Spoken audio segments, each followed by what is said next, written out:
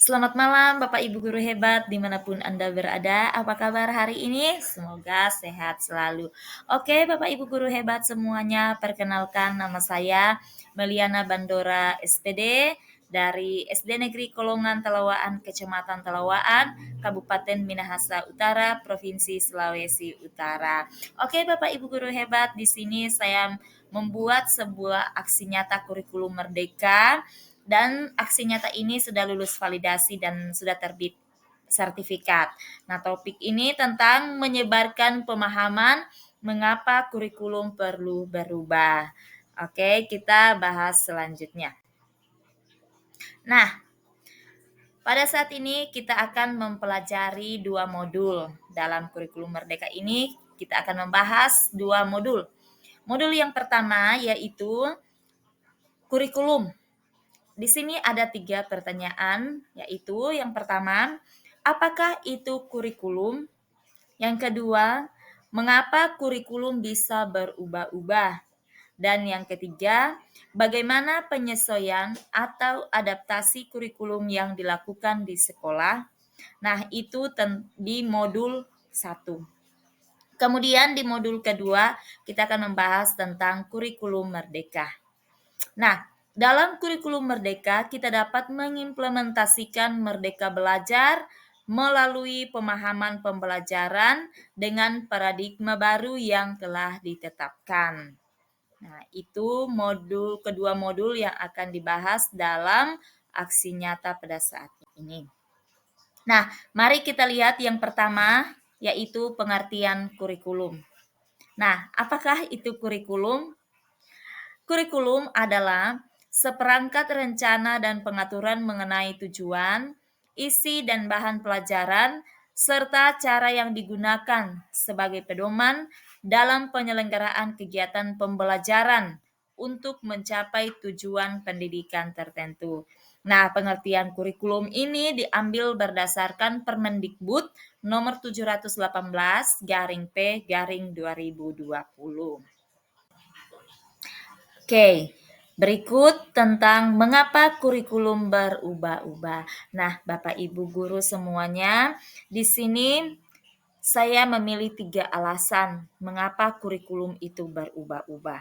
Nah, alasan yang pertama yaitu karena adanya penyesuaian dengan kebutuhan murid. Itu alasan yang pertama. Alasan yang kedua, karena adanya relevan dengan perkembangan zaman. Dan alasan yang ketiga, dapat menyiapkan generasi emas di masa yang akan datang.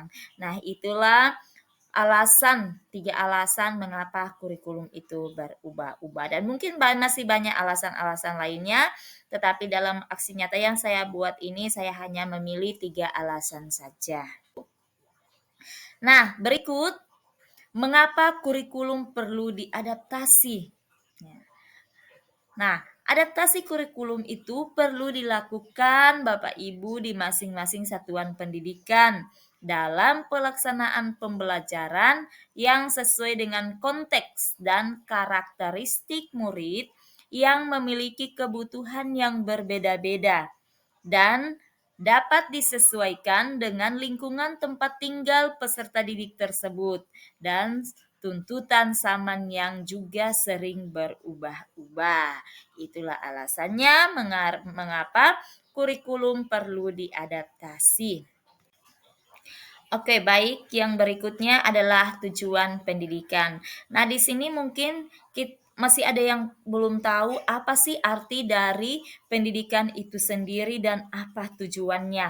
Nah, di sini saya kutip dari Bapak Ki Hajar Dewantara yang mengatakan bahwa pendidikan itu adalah salah satu hal penting yang wajib dilakukan baik di Indonesia ataupun di luar negeri.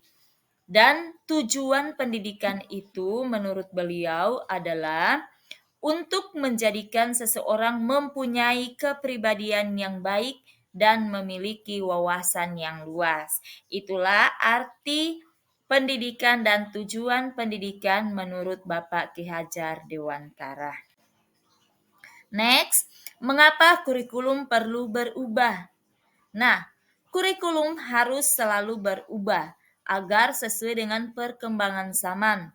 Kita bertugas untuk menyiapkan peserta didik menghadapi zaman yang baru. Itu. Nah, berikut bagaimana cara mewujudkannya. Nah, Bapak Ibu guru, bagaimana cara kita sebagai seorang pendidik untuk mewujudkannya. Nah, seluruh komponen masyarakat yaitu orang tua, masyarakat dan sekolah harus menempatkan kebutuhan, pendapat, pengalaman, hasil belajar serta kepentingan siswa sebagai pengembang kurikulum. Jadi dalam pengembangan kurikulum ini bukan hanya tugasnya kepala sekolah, guru-guru, tetapi ini juga di dalamnya ada kerjasama antara orang tua murid dan masyarakat yang ada di sekitar. Ini. Di dalam sini juga kita akan memberikan umpan balik. Ya, di sini sudah ada dokumentasi ya umpan balik dari dua teman sejawat.